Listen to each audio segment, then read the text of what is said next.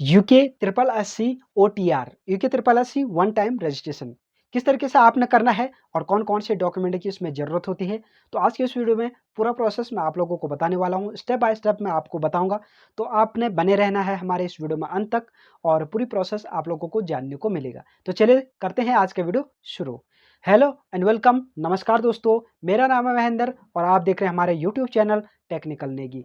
तो आज के इस वीडियो में मैं आपको OTR one time registration UK triple S C Uttarakhand अधीनस्थ सेवा चयन आयोग में वन टाइम रजिस्ट्रेशन आपने किस तरीके से करना है, क्योंकि आप अगर इसमें रजिस्ट्रेशन करते हैं तो आपको सिर्फ एक ही बार करना पड़ता है। उसके बाद जब आप वन टाइम रजिस्ट्रेशन कर लेते हैं और अपना आईडी लॉगिन करते हैं तो वहीं पे डैशबोर्ड पे आप लोगों को न्यू एडवर्टाइजमेंट करके बहुत सारे फॉर्म अप्लाई करने के लिए दिख जाएगा। अगर आप उसके लिए एलिजिबल हैं तो आपने पहले वन टाइम रजिस्ट्रेशन अच्छे तरीके से करना है, कोई भी इसमें मिस्टेक नहीं करना है, वरना आपको जो एडवर्टाइजमेंट है अप्लाई करने का जो फॉर्म प्रोसेस होता है वो आपको वहाँ पे बहुत कम दिखेंगे। प्रोसेस मैं आपको बताऊंगा और डॉक्यूमेंट्स के बारे में सबसे पहले बात कर लेते हैं, कौन कौन से डॉक्यूमेंट इसके लिए ज़रूरी होते हैं। तो एक पासपोर्ट साइज फ़ोटो आपका लगेगा, एक सिग्नेचर लगेगा और एक लेफ्ट थंब इम्प्रेशन लगेगा। तो 3 चीज़ें तो ये आपके लगेंगे ही लगेंगे। उसके बाद अगर आपके पास एम्प्लॉयमेंट सर्टिफिकेट है, एम्प्लॉयमेंट रजिस्ट्रेशन सर्टिफिकेट है, रोजगार पंजीकरण, तो वो भी आपको यहाँ पे लगाना होगा। अगर वहाँ पे रेड स्टार है तो आपको कंपल्सरी है कि वहाँ पर आपने इसे फीड करना ही करना है। अगर वहाँ पे रेड स्टार नहीं है तो आप उसको छोड़ सकते हैं। उसके बाद कास्ट सर्टिफिकेट पे भी इसी तरीके का ऑप्शन रहता है, रेड स्टार। अगर रेड स्टार वहाँ पे है तो आपने उसको डालना है। अगर आप SC, ST, OBC इन किसी और कैटेगरी में से आते हैं तो आपको वहाँ पे कास्ट सर्टिफिकेट फिलअप करना ही पड़ेगा। कास्ट सर्टिफिकेट का सिर्फ आप डिटेल वहाँ पे फिल करेंगे, रोजगार पंजीकरण भी सिर्फ डिटेल ही वहाँ पे आप फिल करेंगे। कोई भी डॉक्यूमेंट्स आपको वहाँ पे अटैच नहीं करना है।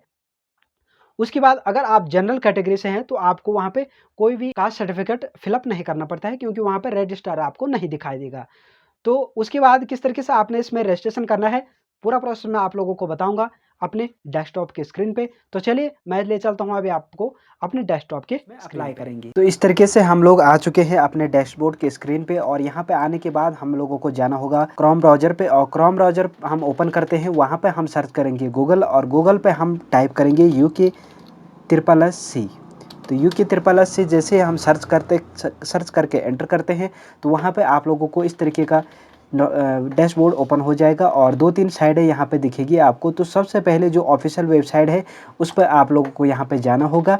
अगर इसका लिंक आप लोगों को नहीं मिलता है, यहाँ से नहीं मिलता है, तो हम डिस्क्रिप्शन में लिंक दे देंगे साइट का, वहाँ से जाके आप देख सकते हैं ऑफिशियल वेबसाइट का लिंक और ऑनलाइन एप्लीकेशन अप्लाई करने का लिंक वहाँ पर हम दे देंगे आप लोगों को। तो उसके बाद आप लोगों के सामने इस तरीके का ऑफिशियल वेबसाइट दिख जाएगा और ऑफिशियल वेबसाइट पे जाने के बाद अगर आप वन टाइम रजिस्ट्रेशन करते हैं तो आप साइड में यहाँ पे भी क्लिक कर सकते हैं और या तो पदों के ऑनलाइन आवेदन हेतु क्लिक करें, यहाँ पे भी आप अपना OTR वन टाइम रजिस्ट्रेशन कर सकते हैं। और उसके बाद जब आप वन टाइम रजिस्ट्रेशन कर देंगे उसके बाद आप लोग फॉर्म के लिए अप्लाई कर सकते हैं, उससे पहले आप अप्लाई नहीं कर सकते हैं। तो सबसे पहले हम आपको वन टाइम रजिस्ट्रेशन बताएंगे और उसके बाद अप्लाई फॉर्म के बारे में हम बताएंगे। तो हम चलते हैं यहाँ पर क्लिक करके ऑनलाइन अप्लाई की वाली वेबसाइट पे हम चले जाएंगे। इस तरीके का एक नया पेज आप लोगों के सामने ओपन हो जाएगा। ये लिंक आपको नहीं मिलता तो हमने जो डिस्क्रिप्शन में लिंक दे रखा है वहाँ पे जाके आप इस साइट पे आ सकते हैं डायरेक्टली अप्लाई वाली ऑप्शन से।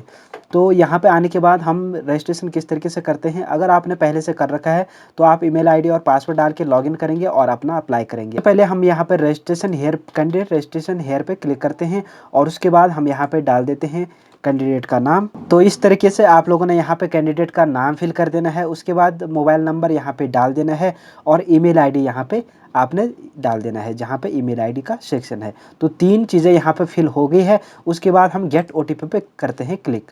तो यहाँ पे गेट OTP पे क्लिक करने के बाद आप लोगों का जो यहाँ पर नंबर आपने एंटर किया था उस पर एक OTP चले जाएगा और वो OTP आप यहाँ पे फिल करने के बाद हम यहाँ पे सबमिट करते हैं। तो जब OTP आप लोगों के सामने आएगा तो यहाँ पे आपने OTP एंटर कर लेना है। तो हमारे पास यहाँ पे OTP आ चुकी है तो हम OTP करते हैं सबमिट।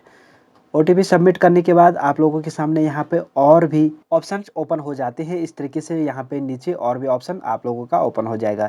तो यहाँ पे जो यूज़र आईडी है वो आपका ईमेल आईडी हो गया है और पासवर्ड आपके ईमेल पे आ जाएगा। तो इस तरीके से यहाँ पे अब हम कुछ और यहाँ पे फॉर्मेट जो दिया गया है इनको फटाफट से फिल करते हैं। सबसे पहले यहाँ पे आइडेंटिटी डिटेल्स दिया गया है। तो आइडेंटिटी डिटेल्स में हम यहाँ पे लिखा है are you holding an Aadhaar card. तो अगर आपके पास आधार कार्ड है तो आधार कार्ड आप यहाँ पे यस करेंगे और आधार नंबर यहाँ पे आप डालेंगे। और आधार नंबर डालने के बाद नेम ऑन आधार, जो नेम आधार कार्ड पे है वो आप यहाँ पे फिल करेंगे। तो सबसे पहले हम यहाँ पे आधार नंबर डाल देते हैं। होल्डिंग एन आधार, अगर आधार कार्ड है तो आप चुन लीजिए, यस कर लीजिए। अगर नहीं है तो नो पर क्लिक करने के बाद यहाँ पर दूसरा आईडी आप लोगों को चूज़ करना होगा। तो हमारे पास आधार कार्ड है, हमने यस कर लिया, आधार नंबर यहाँ पर फिल कर लिया है। उसके बाद नेम ऑन आधार, जो नेम आधार कार्ड पे है वो हमने यहाँ पे एंटर कर लिया है। तो उसके बाद हम चलते हैं अगले सेक्शन में। अगले सेक्शन में यहाँ पे एडिशनल इन्फॉर्मेशन हमसे मांगी गई है। तो सबसे पहले हम यहाँ पे चूज़ कर लेते हैं डेट ऑफ बर्थ। तो डेट ऑफ बर्थ 2000 का है तो 2000 यहाँ पे चूज़ कर लेते हैं। तो यहाँ पे मई चुनने के बाद हम चुनेंगे 31 मई 2000। यहाँ पे एज आ गया है और कितना एज है वो ऑटो फिल यहाँ पे आ जाएगा आप लोगों का एज डालने के बाद। उसके बाद नेशनलिटी ऑलरेडी ही इंडियन रहेगी, ऑटो फिल रहेगा। उसके बाद यहाँ पे आएगा आर यू ऑर्फन। यहाँ पे इसका मतलब ये है कि अगर आप अनाथ हैं तो यहाँ पे यस कर लीजिए, वरना यहाँ पे नो रहने दीजिए।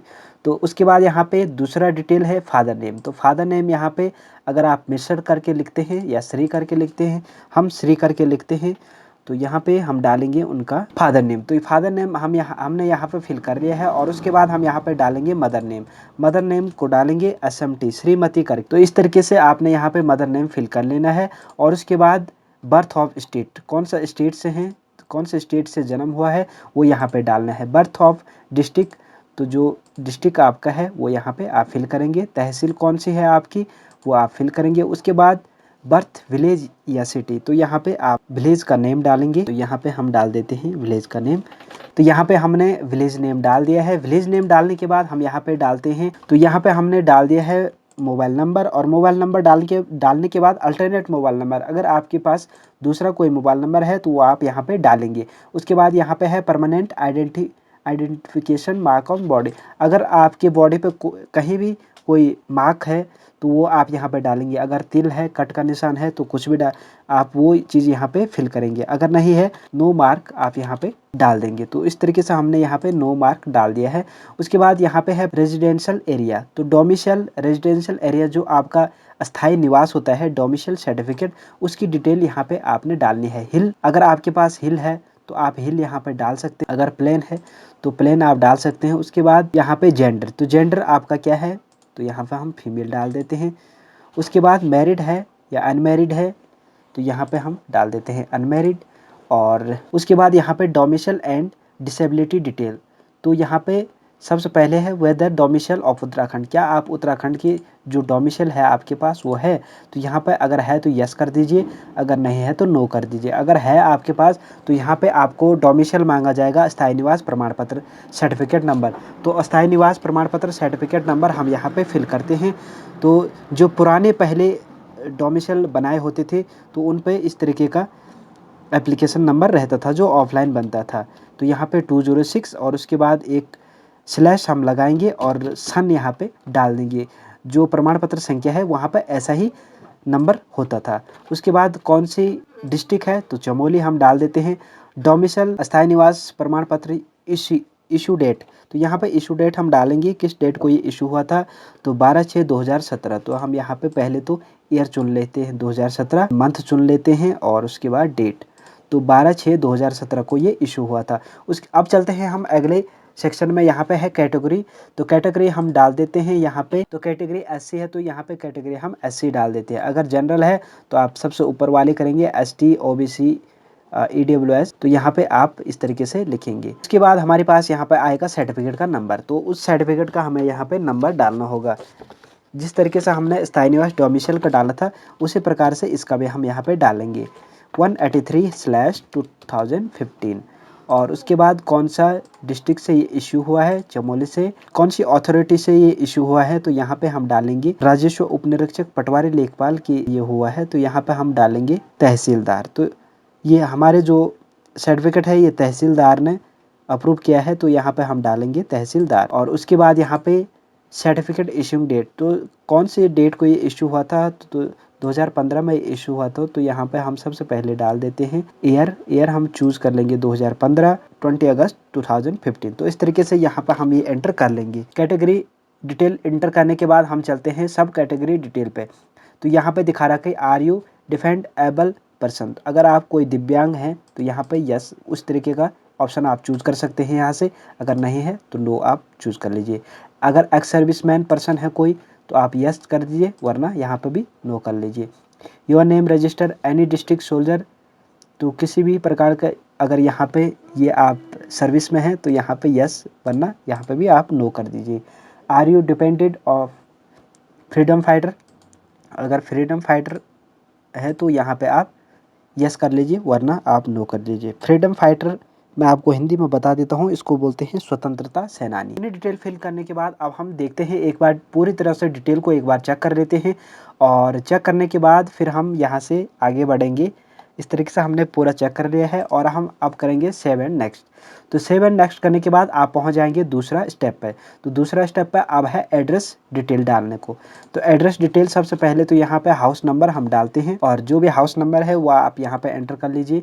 उसके बाद यहाँ पे आएगा बिल्डिंग नेम या गांव का नाम आप यहाँ पे डाल सकते। तो हम यहाँ पे गांव का नाम डाल देते हैं। तो गांव का नाम डालने के बाद अब हम यहाँ चलते हैं पोस्ट ऑफिस। तो यहाँ पे है पोस्ट ऑफिस। पोस्ट ऑफिस डालने के बाद हम चलते हैं एरिया में। एरिया हम डाल देते हैं, अपनी जो भी एरिया है एरिया हम यहाँ पे फिल कर देंगे। लैंडमार्क हम फिल कर लेंगे यहाँ, तो लैंडमार्क भी हमने फिल कर लिया है। उसके बाद यहाँ पे स्टेट चुनने को आएगा, तो स्टेट आपने यहाँ से एंटर चूज़ कर लेना है। उसके बाद डिस्ट्रिक्ट, कौन से डिस्ट्रिक्ट से आप है, तहसील आपका क्या है वो आप यहाँ पे डाल दिए। उसके बाद विलेज नेम यहाँ पे हम डाल देंगे। उसके बाद यहाँ पे आएगा पिन नंबर डालने को, पिन कोड। तो पिन कोड डालने के बाद यहाँ पे नियरेस्ट पुलिस स्टेशन, यहाँ पे नियरेस्ट जो पुलिस स्टेशन हमारा है तो वो हम यहाँ पे एंटर करके यहाँ पे एंटर कर लेंगे। उसके बाद यहाँ पे कॉरेस्पॉन्डेंस एड्रेस यहाँ पे जो आपका है वो आप यहाँ पे अगर डाल सकते, अगर आपका अलग है इससे परमानेंट एड्रेस है तो आप यहाँ पे फिल कर सकते हो, वरना इस पे आप यहाँ पे सेम एज का आगे चेक मार्क्स कर लीजिए, वही एड्रेस आपका यहाँ पे भी फिल हो जाएगा।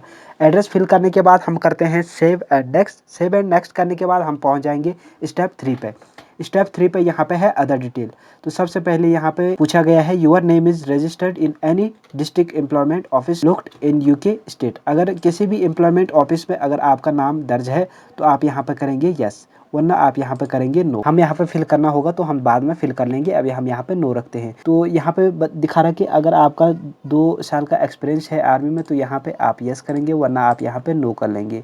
तो डू यू हैव एनसीसी, अगर आपके पास एनसीसी है तो यहाँ पे यस, वरना नो कर देंगे। तो ब्लैंक लिस्ट पे हम चलते हैं, डिक्लेरेशन पे। यहाँ पे is there any criminal case, अगर आपके पास कोई क्रिमिनल केस है पेंडिंग तो यहाँ पे यस करके उसका डिटेल आप भर सकते हैं, वरना नो। दे रखा है अगर इससे किसी से भी आपने किया है तो आप यहाँ पे यस करके उस चीज़ को भर सकते हैं, वरना आप यहाँ से नो कर दीजिए। अब हम चलते हैं अदर डिटेल्स ऑफ कैंडिडेट। तो अदर डिटेल्स यहाँ पे डालेंगे हम सबसे पहले प्लेस ऑफ रेजिडेंशियल। तो यहाँ पे है रूरल, हम हैं ग्रामीण तो रूरल हम यहाँ पे चूज़ करेंगे। उसके बाद यहाँ पे भी हम रूरल चूज़ करेंगे।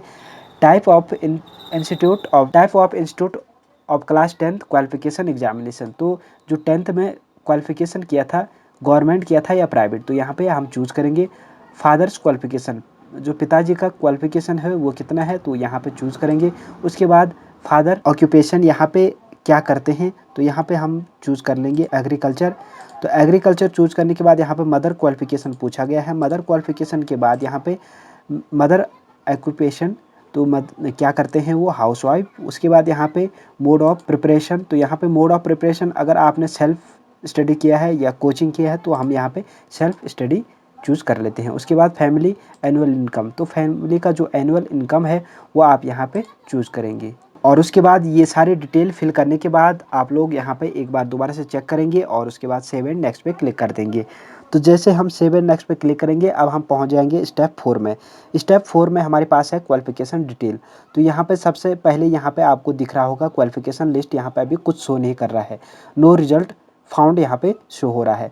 तो सबसे पहले तो हम यहाँ पे एक एक करके क्वालिफिकेशन ऐड कर लेते हैं। पहले हम 10th का क्वालिफिकेशन ऐड करेंगे, उसके बाद 12th की क्वालिफिकेशन, तो सब, और उसके बाद लास्ट जो ग्रेजुएट है वो वाला हम यहाँ पे ऐड करेंगे। तो अभी हम करते हैं, पहले यहाँ पे दिया भी गया है लाइक फर्स्ट फिर 10th then 12th diploma after then further study detail. तो उसके बाद यहाँ पे पूरा इसी तरीके का बताया भी गया है कि पहले 10th और 12th, फिर आपने डिप्लोमा या ग्रेजुएट जो भी है वो यहाँ पे फिल करना है।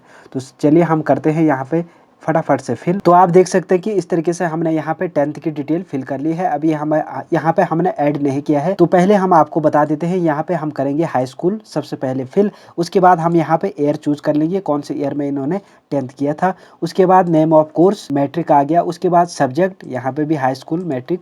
उसके बाद स्टेट, यहाँ पे स्टेट हम उत्तराखंड डाल देंगे। बोर्ड ऑफ यूनिवर्सिटी, कौन से यूनिवर्सिटी से है, तो ये है स्टेट बोर्ड ऑफ उत्तराखंड। तो यहाँ पे हम स्टेट बोर्ड ऑफ उत्तराखंड नहीं है, तो हम यहाँ पे हम अदर बोर्ड कर देंगे। उसके बाद रिजल्ट स्टेटस क्या है, वो पास है।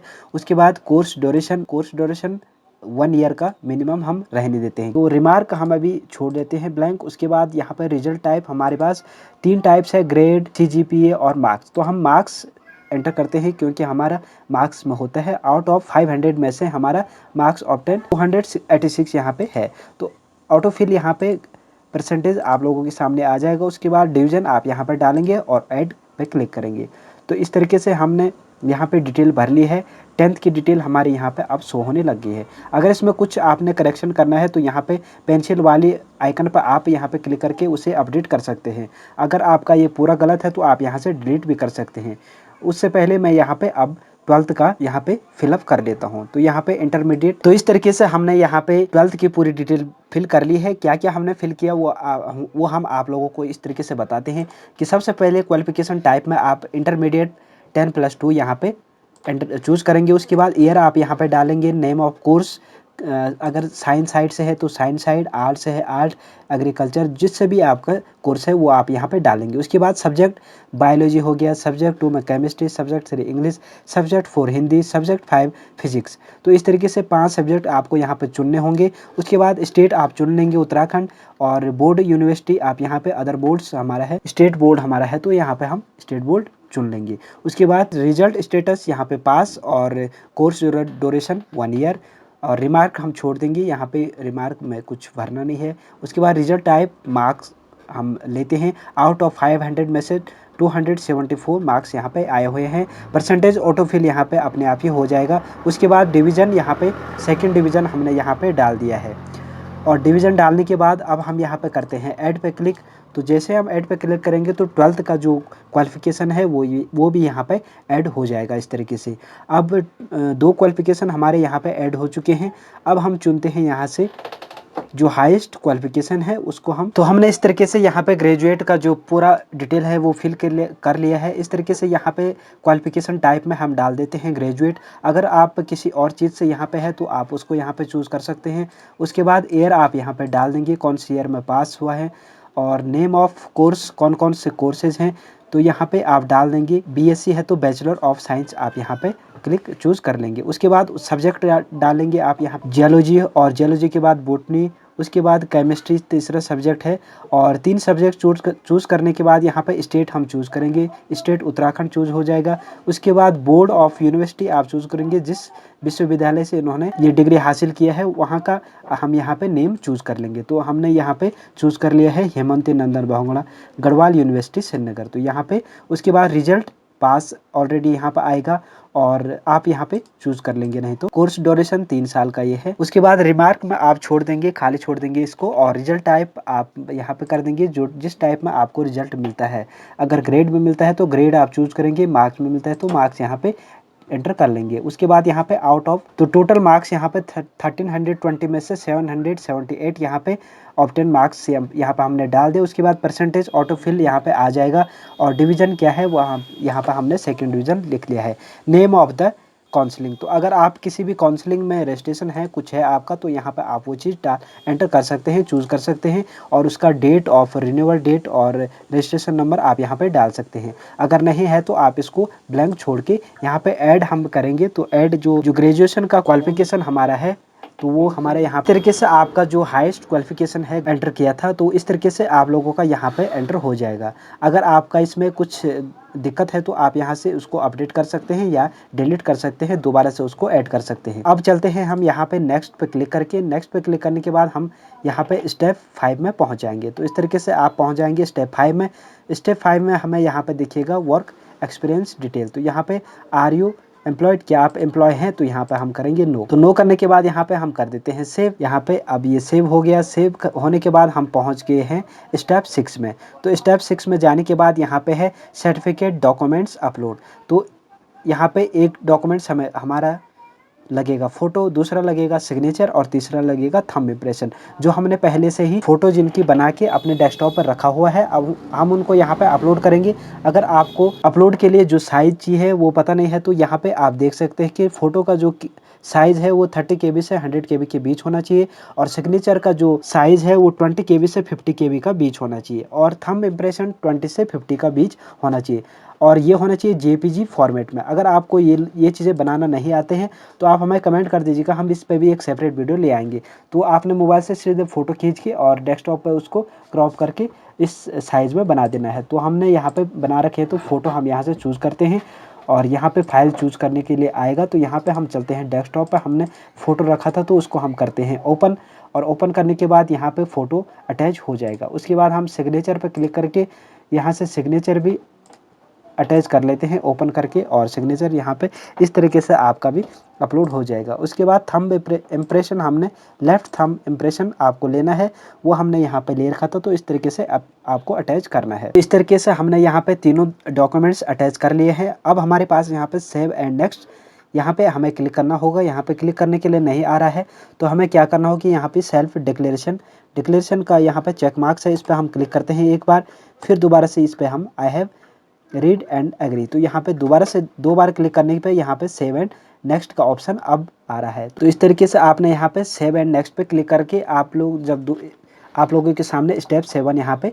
आ जाएगा। तो इस तरीके से आपने फ़ोटो और जो जितने भी डॉक्यूमेंट्स हैं वो इस तरीके से अटैच करने हैं।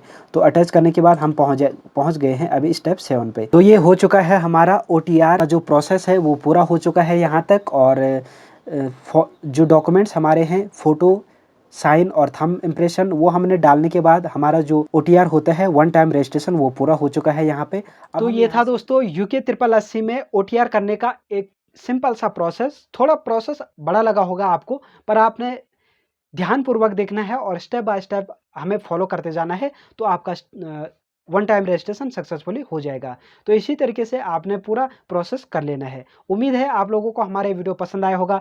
अगर हमारा ये वीडियो आप लोगों को पसंद आता है तो लाइक कर देना, साथ ही साथ अपने दोस्तों को शेयर कर देना। अगर आपको लगता है कि आपको ये यूज़फुल लगा, आपके किसी रिलेटिव को और अगर किसी दोस्त को इस चीज़ की ज़रूरत हो सकती है, उनको भी ये यूज़फुल, उनके लिए भी ये यूज़फुल हो सकता है, तो आपने उनको किसी भी नेटवर्क के ज़रिए शेयर कर देना है। अगर रह गया है इस वीडियो के रिलेटेड आप लोगों के माइंड में कोई भी डाउट, तो कमेंट बॉक्स में जाके हमें कमेंट कर देना। उन कमेंटों का रिप्लाई हम जल्दी ही कर लेंगे, क्योंकि हम अपने चैनल पे जितने भी कमेंट्स हमारे पास आते हैं उनका रिप्लाई करते ही रहते हैं। तो अगर आप हमारे चैनल पर नए हैं और आपने हमारे चैनल को अभी तक सब्सक्राइब नहीं किया है, तो सब्सक्राइब करके बेल नोटिफिकेशन प्रेस कर देना, ताकि जो भी वीडियो हम अपने चैनल पर डालें उसका नोटिफिकेशन सबसे पहले आप लोगों तक पहुंचे। तो अभी चलते हैं दोस्तों, और मिलते हैं हमारे अगले नए वीडियो में नए टॉपिक के साथ। तब तक के लिए टाटा।